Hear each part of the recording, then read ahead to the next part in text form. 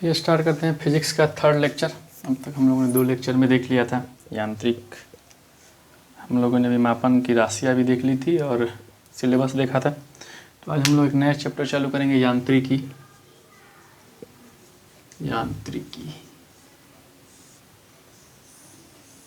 यानी कि इसको हम अंग्रेजी में बोलते हैं मैकेनिक्स। और फिजिक्स का सबसे इम्पोर्टेंट यही चैप्टर है, सबसे ज़्यादा सवाल भी इसी चैप्टर से आएंगे और सबसे इम्पोर्टेंट भी है और सबसे इंटरेस्टिंग भी यही चैप्टर है। तो इसी को हम लोग देखते हैं। इसमें हम लोगों ने सिलेबस तो इसका हम लोगों ने देख लिया था पहले ही चैप्टर में, आप लोग उसको देख लीजिएगा। पहला ही लेक्चर में हम लोग सिलेबस देख लिया था, फिर भी हम इसको सिलेबस थोड़ा बहुत बताते हैं हम लोग इसमें क्या क्या पढ़ना है। सबसे हम लोग पढ़ेंगे इसमें गति, घर्षण, मोटा मोटा लिख देते हैं बस केवल, और एक हो जाएगा इसमें गुरुत्वाकर्षण। उसके बाद हम लोग गुरुत्वाकर्षण के बाद हम लोग एक देख लेंगे कार्य, ऊर्जा और शक्ति, और लास्ट चैप्टर देख लेंगे पदार्थों का यांत्रिक गुण।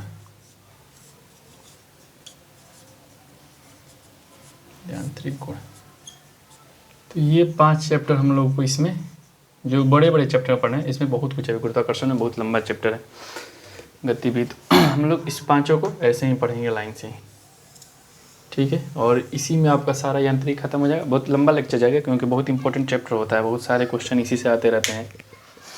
तो सिलेबस के अनुसार सबसे पहला चैप्टर हम लोग ले लेते हैं गति। इंग्लिश में इसको हम लोग बोलते हैं मोशन। और ये भी बहुत इंपॉर्टेंट चैप्टर है, बहुत ही इंटरेस्टिंग भी चैप्टर है। देखिए हम लोग इसमें क्या क्या पढ़ेंगे। सबसे पहले देख लेते हैं गति होता क्या है। मोशन मतलब, गति मतलब क्या है। कोई भी वस्तु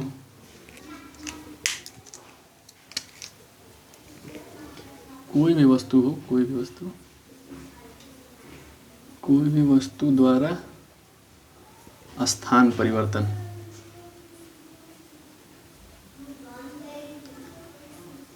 यानी कि जो भी वस्तु स्थान परिवर्तन कर रही है उसकी गति। अगर स्थान नहीं परिवर्तन करी है तो गति नहीं है। लेकिन इसमें एक और होता है जो इम्पोर्टेंट समझना, कि स्थान जो परिवर्तन हो रहा है वो किसी के सापेक्ष हो। देखिए इसका मतलब क्या है, समझिए। ऐसे गति नहीं होगा। कोई भी चीज़ अगर स्थान परिवर्तन है तो उसको गति नहीं बोलेंगे, उसको गति तभी हम लोग समझेंगे जब वो किसी के सापेक्ष हो। तो इसका क्या हो जाएगा पूरा, अगर हम देखें तो कोई भी वस्तु द्वारा स्थान परिवर्तन किसी अन्य वस्तु के सापेक्ष में स्थान परिवर्तन को ही गति कहते हैं। तो समझिए इसका मतलब क्या है। देखिए मान लीजिए यहाँ पे एक आदमी यहाँ पे खड़ा है, ठीक है, और यहाँ कोई एक गाड़ी चल रही है, ठीक है, गाड़ी आगे जा रही है, ट्रेन। तो ट्रेन में हम लोग गति तभी कहेंगे जबकि ये आदमी उसको देख रहा है। तो हम लोग देखेंगे इस आदमी के सापेक्ष इसकी गति क्या है। ये आदमी मान लीजिए यहाँ पे खड़ा है और ये ट्रेन गति करके 1 किलोमीटर आगे चल गई, फिर आगे करके 2 किलोमीटर आगे चल गई, तभी इसको गति माना जाएगा। नहीं तो अगर ये आदमी नहीं, अगर उसको सापेक्ष किसी को नहीं लेंगे तो फिर उसमें गति नहीं हो रहा है, ठीक है। मान लीजिए देखिए एक ही गति हो रहा है, एक ही ट्रेन है, ठीक, ये आगे जा रहा है। अगर हम एक यहाँ व्यक्ति कर दें तो देखिए उसी ट्रेन एक ही है लेकिन दोनों का मतलब बदल जाएगा, क्योंकि अगर ये आगे ट्रेन आदमी है तो इनके बीच की जो दूरी होगी वो घटेगी, लेकिन अगर हम बात करें इनके बीच की तो इनके बीच की दूरी बढ़ रही है। तो इसीलिए हम लोग जब भी गति लेते हैं तो किसी के सापेक्ष ही लेते हैं। तो ये चीज़ आप समझिएगा कि गति का मतलब सिंगल नहीं होता, किसी के सापेक्ष ही गति होना चाहिए। तो इसी को हम लोग गति कहते हैं। अब देखिए गति में हम लोग को क्या क्या पढ़ना है। गति में कुछ चीज़ें होती हैं जो हम लोग को समझना ज़रूरी है। सबसे पहले इसमें एक जो होता है दूरी। दूरी क्या होता है आप लोग तो समझते हैं दूरी क्या है। दूरी यानी कि डिस्टेंस, और दूरी के साथ ही एक और होता है विस्थापन। विस्थापन का मतलब होता है डिस्प्लेसमेंट।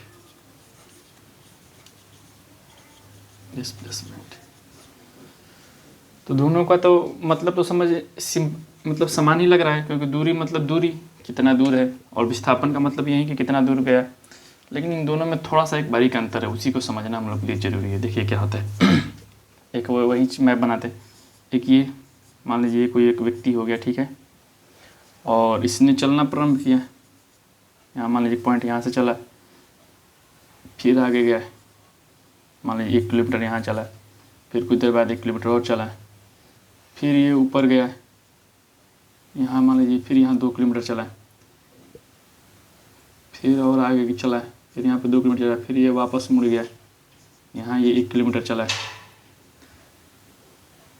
मान लीजिए फिर वापस ये 1 किलोमीटर चला है। तो देखिए क्या हो रहा है। अगर बात करिए कितना दूर चला, तो ये कितना दूर चला, 1 किलोमीटर, 2 किलोमीटर, 2 2 4, 2 6 7 8, यानी कि ये व्यक्ति जो है वो 8 किलोमीटर चला है।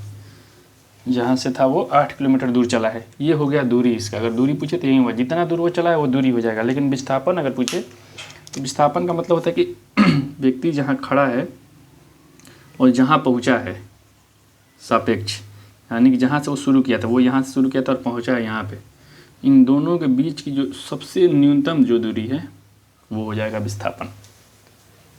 यही दोनों में अंतर है। दूरी का मतलब कि पूरे दूरी जितना दूर वो तय करेगा, लेकिन विस्थापन का मतलब है जो न्यूनतम दूरी जो होगा।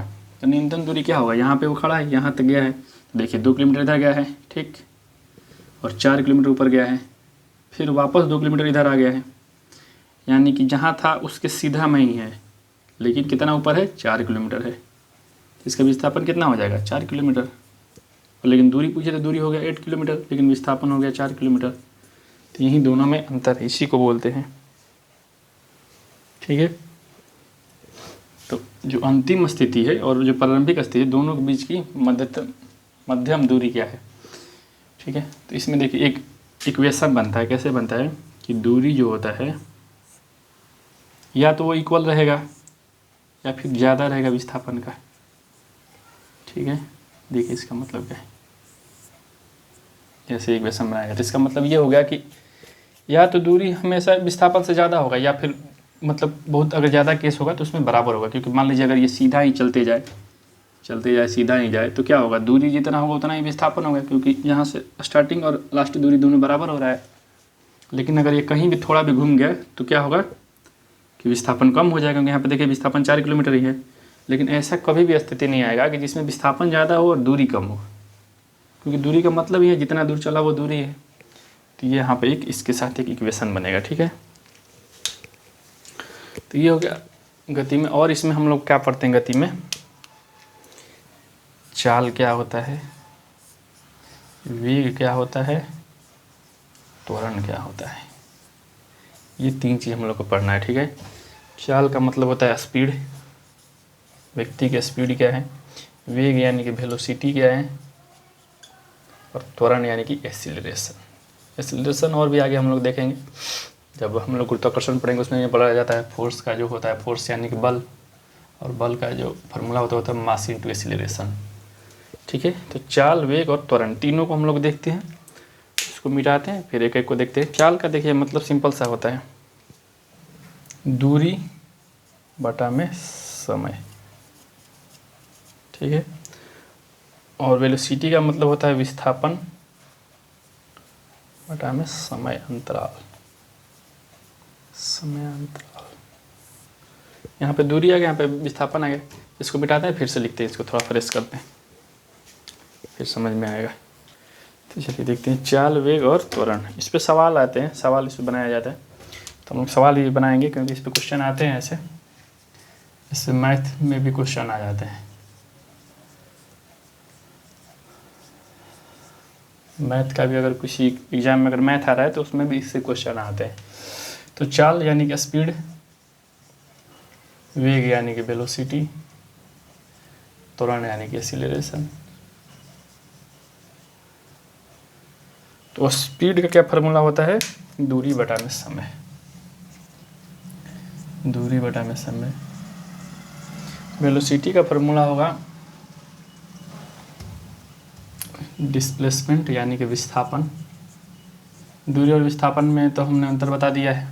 और बता में समय अंतराल, इसको भी हम लोग देखेंगे। वेलोसिटी 2 होता है, एक u होता है, एक v होता है। एक इनिशियल वेलोसिटी होता है और एक फाइनल वेलोसिटी होता है, तो इसको देखेंगे। और बात करिए एक्सीलरेशन का फार्मूला, तो इसका कई सारे फार्मूला होता है, लेकिन सबसे जो सिंपल सा फार्मूला तो होता है v = ut - ½ at², ठीक है। ये भी एक है, v = u + at भी होता है, तो यही वाला लिखते हैं u + at। अगर हम लोग बात करें इसमें a का, तो क्या हो जाएगा v - u/t a। ठीक है। एक्सेलरेशन का फॉर्मूला हो जाएगा v minus u. V u क्या होता है अभी देख लेते हैं, ठीक है। तो सबसे पहले आसान से देखते हैं, दूरी बटा समय। तो हमने बताया, देखिए क्या है, मान लीजिए कि ये व्यक्ति हो गया यहाँ से, इसने यहाँ से चलना स्टार्ट किया, ठीक है। तो ये 1 घंटा बाद मान लीजिए यहाँ पे ये 10 किलोमीटर चला, ठीक है। फिर 20 किलोमीटर गया, 1 घंटा फिर लगा, मतलब 10 किलोमीटर चला। तो मान लीजिए ऐसे देखिए, क्वेश्चन सिंपल सा इसमें आता है कि चाल निकालिए, उसका चाल क्या होगा। एक व्यक्ति जो है वो 20 किलोमीटर चला 2 घंटे में, ठीक है। तो कोई व्यक्ति जब 2 आवर में 20 किलोमीटर चला तो उसका चाल क्या होगा। तो देखिए सबसे सिंपल क्या है, दूरी इसका क्या है, दूरी है 20 किलोमीटर, ठीक है। और समय कितना लगा है उसको, 2 आवर, तो कितना हो जाएगा 10। और इसको हम लोग कैसे लिखेंगे, ये है 20 किलोमीटर और ये आवर, तो इसको हम लोग लिखेंगे किलोमीटर पर आवर, यानी कि आवर नीचे हो जाएगा।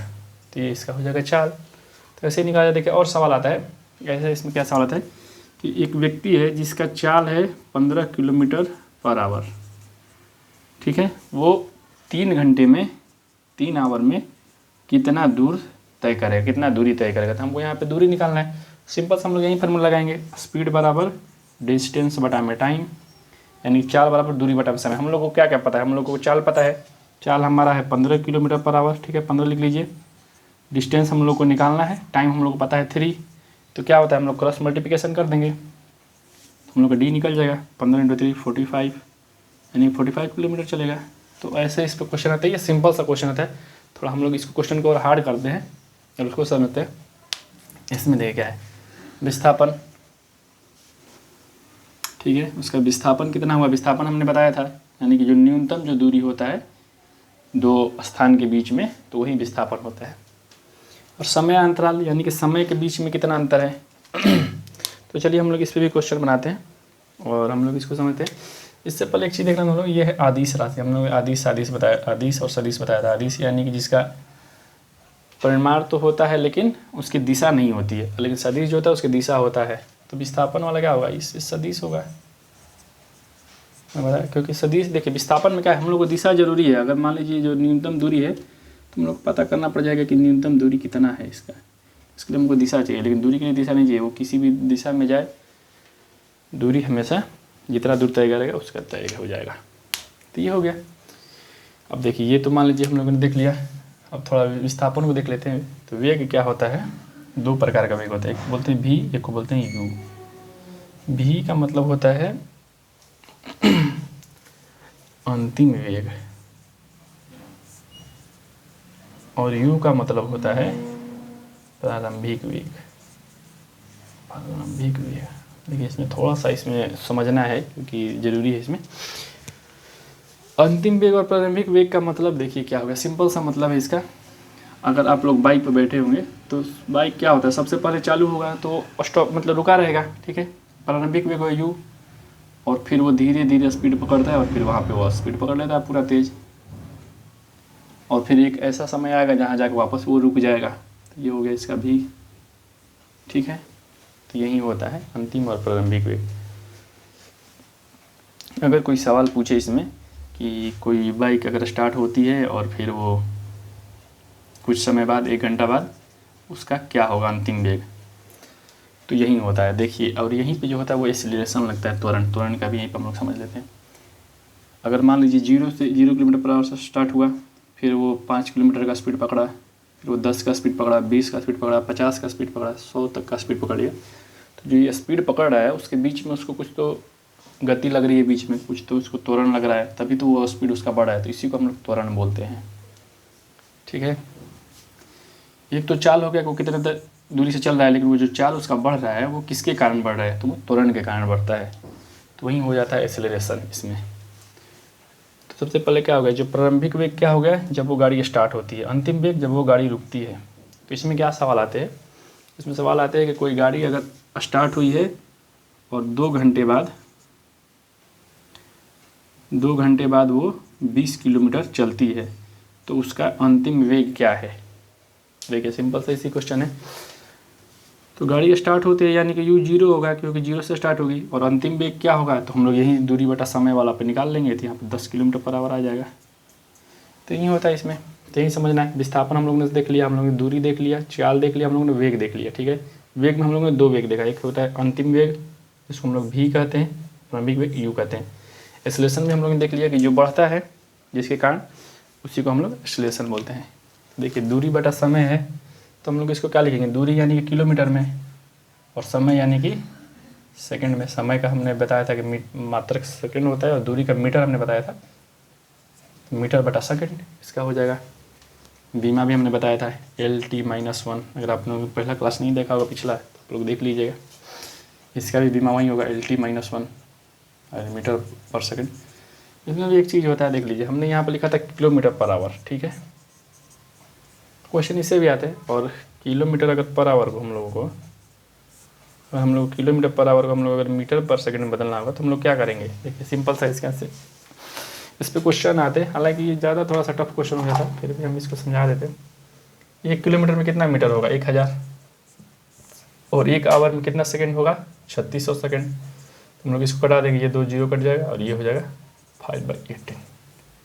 तो ये ऐसे सवाल आते हैं कि 1 किलोमीटर पर आवर को अगर मीटर पर सेकंड बदलेंगे तो कितना होगा, वो 15/18, और इस पर क्वेश्चन आते हैं। चलिए इसका भी एक क्वेश्चन देख लेते हैं, थोड़ा सा ट्रिकी क्वेश्चन हो जाता है, लेकिन मैथ का अगर मान लीजिए मैथ में ऐसे क्वेश्चन आते हैं, अगर आप जनरल कंपटीशन में अगर सवाल दे रहे हैं तो मैथ में से क्वेश्चन देखिए इसका क्या ट्रिकी क्वेश्चन कैसे आएगा इस पर। देखिए क्वेश्चन क्या होगा कि कोई व्यक्ति जो है वो 20 किलोमीटर दूरी 20 किलोमीटर दूरी वो 30 सेकंड में पूरा कर रहा है, तो उसका चाल निकालिए क्या होगा। देखिए क्वेश्चन कितना बढ़िया है ये। इसमें क्या था, हमने बताया था कि 20 किलोमीटर वो 2 आवर में पूरा कर रहा है, तो हम लोग को किलोमीटर पर आवर एक साथ था तो हम लोग निकाल लिए। लेकिन यहाँ पे क्वेश्चन क्या आ गया है कि वो 20 किलोमीटर दूरी जो है वो 30 सेकंड में पार कर रहा है। तो हम लोग क्या करेंगे, पहले या तो सेकंड को आवर में बदल ले या फिर किलोमीटर को मीटर में बदल ले, क्योंकि हम लोग या तो मीटर पर सेकंड एक साथ होगा या फिर किलोमीटर पर आवर होगा। तो सेकंड को आवर में बदलना बहुत मुश्किल है, तो हम लोग एक काम करते हैं, किलोमीटर को ही बदल लेते हैं मीटर में। तो किलोमीटर मतलब मीटर बदलने क्या होगा, 1 किलोमीटर बराबर कितना मीटर, 1000 मीटर हमने भी यहाँ पे लिखा। तो 20 किलोमीटर अगर हम लोग बदलेंगे तो क्या होगा, 20,000 मीटर, ठीक है, 20,000 मीटर। और समय कितना लग रहा है, 30, बस इसको भागा दे देंगे, 6 ये हो जाएगा इसका, 6 ये हो गया 666.66 मीटर पर सेकंड। तो ये आंसर होगा। तो इससे अगर क्वेश्चन आते हैं तो उस क्वेश्चन को हम लोग इस प्रकार बनाएंगे, हम लोग उसको चेंज कर देंगे, या तो इसको मीटर पर सेकंड में कर लेंगे दोनों को, या फिर किलोमीटर पर आवर में कर देंगे। इसको भी हम लोग किलोमीटर पर आवर में कर सकते हैं। देखिए इसको कैसे करेंगे, अगर 30 सेकंड है तो 1 आवर में कितना सेकंड होता है, 3600 सेकंड। तो अगर हम लोग इसको आवर में करने तो क्या करें, हम लोग इसको बटा में 3600 कर देंगे, 0 कटेगा, 120 यानी 1/120, तो ये हो जाएगा। और फिर इसको हम लोग मल्टीप्लाई कर देंगे, तो ऐसे भी हमारा आंसर आ जाएगा। तो ये हो गया इसका बनाने का तरीका, ठीक है। तो हम लोगों ने चाल देख लिया, वेग देख लिया, थोड़ा सा त्वरण को और देख लेते हैं, थोड़ा डिटेल करते हैं त्वरण को। हम लोगों ने इतना देख लिया है तो देखिए त्वरण क्या होता है। त्वरण हमने बताया था कि E बराबर v माइनस u/t, यानी कि जो वेग में परिवर्तन होता है बटा में समय, यानी कि वेग में जो परिवर्तन हुआ है, वेग में परिवर्तन समय के अनुसार। हमने यहाँ पे जो चित्र बना था इसमें क्या बताया था कि ये देखिए कोई वेग में क्या पड़ता है, पहले 5 किलोमीटर पर आवर पर थी, फिर 10 किलोमीटर, फिर 20 किलोमीटर, 50, 100 किलोमीटर, मतलब यानी जो उसके वेग में परिवर्तन हो रहा है वो समय के अनुसार कितना वेग में परिवर्तन हो रहा है उसी को एक्सीलरेशन बोलते हैं। इसको मिटाते हैं फिर फ्रेश से लिखते हैं, एक्सीलरेशन को थोड़ा समझते हैं हम लोग। चलिए देखिए त्वरण को देखते हैं। त्वरण इसको हम लोग शॉर्ट फॉर्म में लिख देते हैं ए, यानी कि एक्सीलरेशन, हालांकि ये छोटा ही लिखा जाता है, ठीक है। तो एक्सीलरेशन का हमने फार्मूला क्या लिखा था, v माइनस u/t, तो इसका फार्मूला होगा। ये भी देखिए यहाँ पे क्या है, वेग है, और वेग का हमने क्या बताया था, विस्थापन बटा समय, यानी कि विस्थापन जहाँ पे होगा वो सदिश राशि होगा, तो ये भी सदिश होगा। क्वेश्चन आते हैं ऐसे कि त्वरण क्या है, अदिश है या सदिश है। तो जहाँ भी आपको विस्थापन दिखे, विस्थापन सदिश का सिंपल सा मतलब है जिसमें दिशा हो, जहाँ भी आपको दिशा दिखे वो समझिएगा कि वो सदिश राशि ही होगा। तो इसका ये फार्मूला होगा। भी क्या है, भी जो है वो अंतिम वेग है, यू क्या है वो प्रारंभिक वेग है, समय यानी कि जो वेग में जो परिवर्तन हुआ समय के अनुसार ये यहाँ पे हो गया। ठीक है, इसमें क्या होता है कि अगर वेग अगर समान रहे, वेग अगर नहीं बदले तो जो एक्सीलरेशन होगा वो भी नियत रहेगा, वो भी नहीं बदलेगा। ठीक है, अगर वेग में परिवर्तन होगा तभी वो एक्सीलरेशन बदलेगा। मान लीजिए देखिए, वेग अगर समान है यानी कि भी 10 है, यू भी 10 है, तो क्या होगा, दोनों जीरो हो जाएगा, यानी कि एक्सीलरेशन तो जीरो हो जाएगा, कुछ एक्सीलरेशन होगा ही नहीं। तो इसीलिए ऐसे क्वेश्चन आते हैं, अगर वेग समान हो तो त्वरण क्या होगा, तो त्वरण वहाँ पे जीरो हो जाएगा। लेकिन इसमें एक और है नियम, इसमें क्या है कि अगर वस्तु अगर वितीय पथ पर घूमे, थोड़ा सा हार्ड हो जाता है, फिर भी इसको देख लेते हैं। अगर वस्तु वितीय पथ पर घूमे और उसका वेग भी अगर समान हो, फिर भी उसका जो होता है वो एक्सीलरेशन बढ़ता है। इसको आप लोग ऐसे इफेक्ट जैसा याद कर लीजिएगा। अगर क्वेश्चन है कि अगर वेग समान हो, ठीक है, अगर चाल जो हो नियत हो, तो क्या होगा, एक्सीलरेशन जो होगा वो समान होगा। लेकिन अगर वितीय पथ में अगर चाल भी नियत हो, फिर भी एक्सीलरेशन बढ़ते रहता है, क्योंकि यहाँ पे जो होता है वो यहाँ पे फोर्स लगता है, सेंट्रीपिटल फोर्स, अभिकेंद्रीय बल क्या होता है, अभी गुरुत्वाकर्षण हम लोग देखेंगे तो दोनों बल देख लेंगे गुरुत्वाकर्षण में, अब केंद्रीय अभिकेंद्रीय बल, तो इसीलिए यहाँ पे होता है। तो ये हो गया। ठीक है, एक चीज़ और, एक होता है मंदन यानी कि जो एक्सीलरेशन हो वो निगेटिव हो।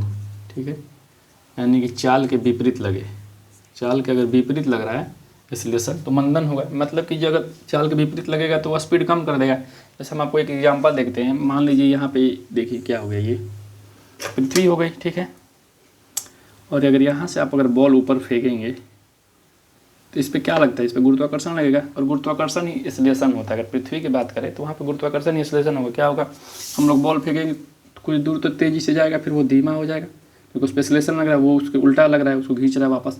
तो इसको मान लीजिए हम लोग मंदन बोल देंगे। अगर बात करें हम लोग अगर यहीं पे मान लीजिए छत पे है कोई, छत से अगर कोई बॉल फेंके तो आप बहुत धीमा बस बॉल गिराएंगे भी तो उसकी स्पीड बढ़ती जाएगी और यहाँ बहुत तेज़ टकराएगा, क्योंकि इस पर एक्सीलरेशन जो लग रहा है वो उल्टा लग रहा है, नीचे से लग रहा है। तो इसको हम लोग बोल देंगे फिर। ठीक है, और इसको हम लोग त्वरण बोल देंगे। यही त्वरण कहलाता है। त्वरण का मतलब यही हुआ कि वो स्पीड को बढ़ा देगा, अगर स्पीड को घटा रहे तो वो मंदन है, और बढ़ा देगा तो त्वरण है। और जो ग्रेविटेशन होता है पृथ्वी का, ये भी एक्सीलरेशन की तरह करता है। इसका जो मान होता है 9.8 मीटर पर सेकेंड होता है। ग्रेविटेशन वाले में इसको देख लेंगे। तो ये हो गया इसमें। ठीक है, 2-3 फार्मूला हम लोग लिख लेते हैं। अगर कोई वस्तु जो सरल गति में हो, यानी कि सीधा मूव करे, तब गति भी 2 प्रकार की होती है। देखिए हम लोग, एक होती है प्रक्षेप गति, इसको भी हम लोग देखेंगे यहाँ पे। ठीक है, अभी आगे देखेंगे। तो अगर सरल गति में हो तो 3 फार्मूला होता है, उस पर आपका सवाल ज़्यादातर बन जाएगा। यहाँ पे इसको नहीं पढ़ना है, वो क्लास 11th के लिए होता है, तो उसको हम लोग देख लेते हैं। एक फार्मूला होता है S = UT + ½ AT²। एक ये फार्मूला, S मतलब यहाँ पे दूरी है, U हमने बता दिया प्रारंभिक वेग, T टाइम, A एक्सीलरेशन और T। अगर मान लीजिए इसमें क्या होता है, इसमें सवाल कैसे आता है वो देख लीजिए। ठीक है, तो इसमें सवाल क्या आता है वो देख लीजिए। इसमें सवाल यही आएगा कि मान लीजिए कोई वस्तु जो है वो 20 किलोमीटर दूरी तय करती है और 2 घंटे में दूरी तय करती है, और उसका जो प्रारंभिक वेग है वो है 10 किलोमीटर पर आवर। तो इसका आप लोग एक्सीलरेशन निकालिए। तो बस आप इसी पे निकालेंगे। यहाँ पे ये 20 रख देंगे, यहाँ पे 10, टाइम है 2 + ½ A और 2 कट गया, यानी कि ये हो गया। ऐसे ही करके इसको हटा देंगे, एक्सीलरेशन 1 हो जाएगा। तो ऐसे ही क्वेश्चन आएंगे, यही इस पे आता है। इस पे इतना हार्ड क्वेश्चन भी नहीं आएगा। एक फार्मूला होता है V = U + AT, हमने लिख दिया था। एक होता है V² = U² + 2AS। ये बस हमने नाम के लिए फार्मूला लिख दिया, यहाँ से आप क्वेश्चन नहीं आएंगे, फिर आप लोग लिख लीजिएगा। मान लीजिए कभी अगर क्वेश्चन आपका फंस रहा है तो आप लोग यहाँ से कर देंगे। देखिए क्या था, ये जो हमने G बताया था त्वरण, तो इसमें क्या होगा, अगर आप ऊपर जाएंगे तो जो G होगा वो आपको निगेटिव लगेगा, यानी कि मंदन की तरह काम करेगा। और अगर आप नीचे आएंगे तो G क्या होगा, पॉजिटिव लगेगा, यानी कि त्वरण की तरह काम करेगा। तो ये होता है गुरुत्वीय त्वरण। ठीक है, तो हम लोगों ने ये गति में देख लिया, क्या क्या हम लोगों ने देख लिया, दूरी, डिस्टेंस, डिस्प्लेसमेंट, चाल, वेग और त्वरण। ठीक है, ये गति देख लिया। तो अब थोड़ा सा और गति में देखते हैं, थोड़ा इसको और बढ़ाते हैं। और गति में एक क्या होता है, एक होता है वृत्तीय गति। ठीक है। ये वृत्त हो गया, इसमें थोड़ा सा गति अलग तरीके से काम करता है। ये हो गया सरल गति, हमने यहाँ पे देख लिया सरल गति, ठीक है। ये जो तीनों जो फॉर्मूला है वो सरल गति का है। एक देखें हम लोग वृत्तीय गति, यानी कि ये वृत्त में है। यहाँ पे एक चीज़ आप लोग समझिएगा, देखिए इसमें क्या है। आप यहाँ पे खड़े हैं, ठीक, कोई वस्तु यहाँ गति कर रहा है, गति तो कर रहा है, लेकिन अगर आप यहाँ पे हैं, सापेक्ष अगर बात करें तो सापेक्ष इसकी दूरी 0 है, और यहाँ पे भी है तो 1 किलोमीटर है, यहाँ पे भी है तो 1 किलोमीटर है, यहाँ पे भी है तो 1 किलोमीटर है। अगर आप बीच में है सर्कल में तो इसका थोड़ा सा नियम अलग होता है और इस पर थोड़ा सा अलग त्वरण लगता है, ठीक है। एक गति होता है प्रक्षेप्य गति, प्रोजेक्टाइल मोशन, यानी कि हमने यहाँ से यहाँ पे हम खड़े हैं कोई व्यक्ति, ठीक है। आपने क्या किया कि एक कोई वस्तु फेंका ऐसे ऊपर की तरफ, तो कुछ दूर तक तो वो ऊंचा जाएगा, फिर वो नीचे आ जाएगा, इसको बोलते हैं प्रक्षेप्य गति। ये हो गया सरल गति और ये हो गया। तो हम लोग ये तीनों गति को देख लेंगे, उसके बाद हम लोग क्या करेंगे कि न्यूटन का जो गति नियम होता है उसको देख लेंगे। तो इसको मिटाते हैं और हम लोग फिर यहाँ पे लिखते हैं वृत्तीय गति को, सर्कुलर मोशन को समझ लेते हैं। तो देखते हैं वृत्तीय गति, दूसरा मार्कर का। तो देखिए वृत्तीय गति क्या है। वृत्तीय गति यानी कि सर्कुलर मोशन, सर्कल में मोशन हो रहा है। यहाँ पे एक व्यक्ति है, ये मान लीजिए इसकी दूरी हो गई, ठीक है, इसको रेडियस बोलते हैं। और ये अगर दोनों पूरा अगर हम लोग सर्कल की बात करें तो इसको डायमीटर बोलते हैं। इसका हम लोग फार्मूला भी देखते हैं, ठीक है। तो डायमीटर यानी कि पूरी जो बीच में किसी भी सर्कल का जो बीच से लेकर अगर हम लोग कोई भी अगर लाइन खींचते हैं, अगर ऐसे भी जाते हैं तो ये भी डायमीटर ही होगा और दोनों का लंबाई समान ही होगा, ठीक है। और रेडियस यानी कि ये छोटा वाला भाग, तो क्या हो जाएगा डी बराबर 2r, यानी कि 2 रेडियस के बराबर 1 डायमीटर होगा। ये जो होता है पूरा, इसको हम लोग बोलते हैं परिधि यानी कि सरकमफ्रेंस। देखिए इसमें क्या है, इसमें जो वस्तु होता है, मान लीजिए यहाँ पे एक वस्तु है और ये घूम रहा है, ऐसे ऐसे घूम रहा है, तो इसमें क्या होगा, मान लीजिए हम लोग एक आपको हम एग्जांपल देते हैं। यहाँ पे एक व्यक्ति है, अपने हाथ में एक रस्सी लिया हुआ है, रस्सी में पत्थर लगा हुआ है, पत्थर को वो घुमा रहा है गोल गोल। तो आप लोग देखेंगे क्या होता है, जब हम लोग पत्थर को घुमाते हैं तो जब तक घुमाते हैं तब तक वो तो घूमते रहता है, जैसे हम लोग घुमाना बंद करते हैं फिर वो पत्थर आके वापस गिर जाता है अंदर, या फिर अगर रस्सी टूट गया तो वो पत्थर बाहर चला जाता है। तो इसमें 2 बल लगते हैं, एक होता है अपकेंद्रीय बल जो कि बाहर की तरफ लगता है, ठीक है, एक होता है अभिकेंद्रीय बल जो कि अंदर की तरफ लगता है, और यही इसको अंदर खींचता है। जब हम लोग स्पीड जब बंद कर देते हैं तो फिर यहाँ पे हम लोग जब तक से वेलोसिटी देंगे तब तक तो घूमेगा। यही काम होता है यहाँ पे, पृथ्वी का जो उपग्रह चक्कर लगाती है तो उस पर भी एक अभिकेंद्रीय बल नीचे लगता है और इस पर एक गति दिया जाता है, उसी के लिए उसमें लगा रहता है। सोलर पैनल जो लगे रहते हैं उसी के लिए होते हैं। तो ये हो गया।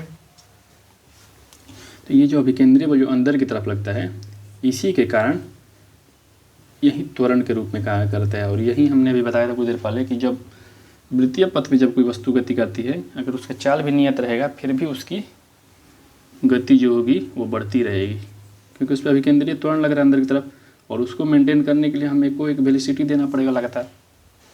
तो ये होता है इसमें, ठीक है।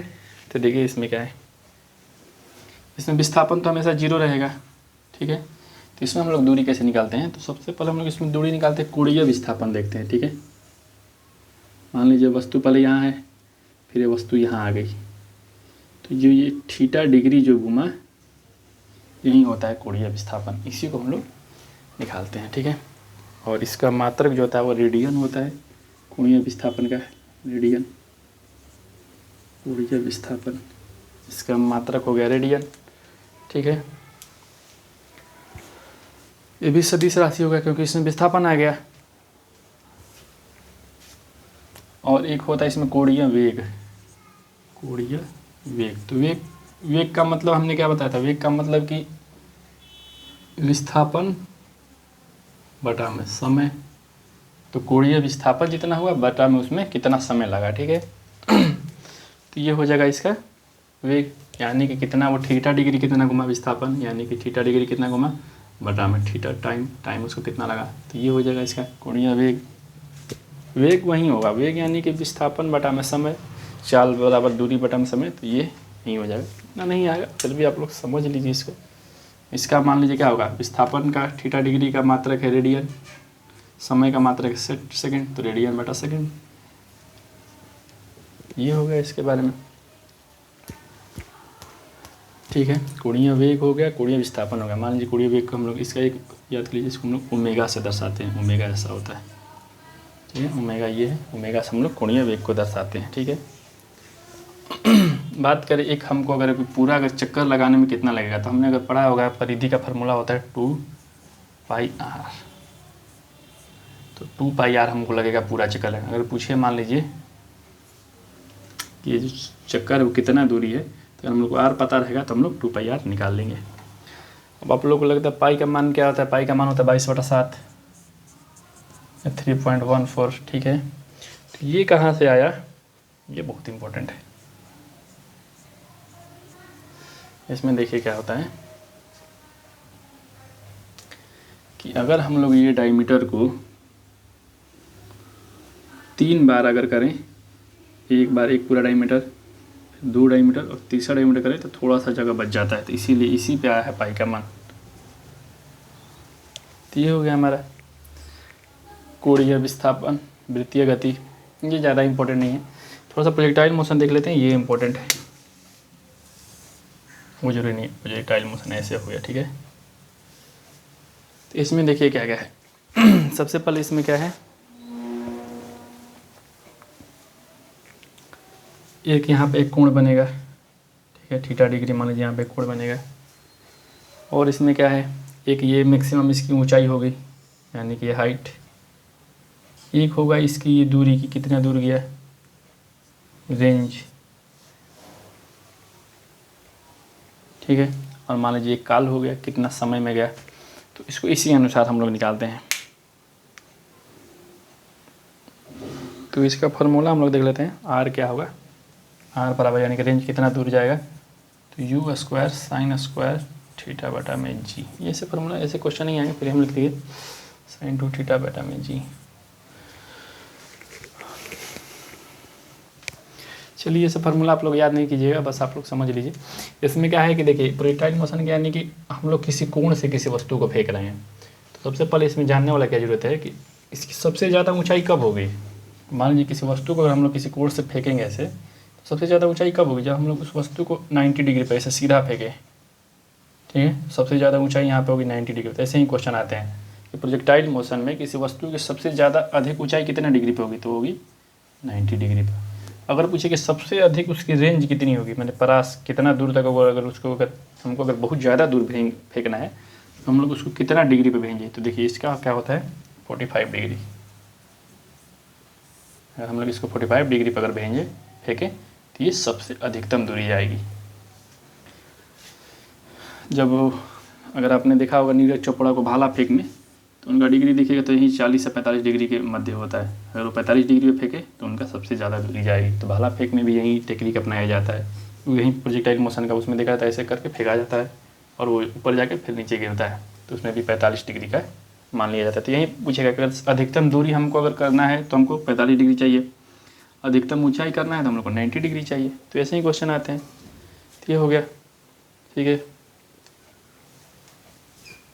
और ये फार्मूला लिख लीजिए आर बराबर, अगर टी का फार्मूला पूछे तो you square sine square theta बटा में जी। तो ये हो जाता है। और ऊंचाई की बात करें तो you square sine square theta बटा में 2g। तो इंपॉर्टेंट नहीं है फार्मूला रहने दीजिए। बस ये याद कर लीजिएगा अगर हम लोग को अधिकतम ऊंचाई चाहिए तो 90 डिग्री, और अगर हम लोगों को अधिकतम दूरी चाहिए तो 45 डिग्री। बाकी ये वृत्तीय गति इंपॉर्टेंट नहीं है, रेडियन और स्टेरेडियन इससे सवाल नहीं आते। ये हमारा एक टॉपिक कंप्लीट हो गया गति। और इसमें हम लोग को बैठ गया है न्यूटन के गति नियम। 3 नियम है, प्रथम द्वितीय तृतीय नियम। अगले इसको लेक्चर में देख लेते हैं। तो आज के लिए बस इतना ही वीडियो रखने देते हैं। अगला वीडियो में हम लोग न्यूटन की गति नियम देख लेंगे, और फिर जब हम लोग का गति खत्म हो जाएगा तो गति के बाद हम लोग घर्षण पढ़ लेंगे। ठीक है, यहीं पे हम लोग जब गति पढ़ेंगे वहीं पे न्यूटन गति नियम, वहीं पे हम लोग संवेग आवेग बल वगैरह सारा वहीं पे देख लेंगे। वहीं का चैप्टर है, अभी बहुत डिटेल जाएगा। ये तो अभी स्टार्टिंग है, तो बहुत छोटा चैप्टर है। यांत्रिक है, बहुत लंबा चैप्टर है, कम से कम 7-8 लेक्चर तो जाएंगे ही जाएंगे। चलिए, धन्यवाद।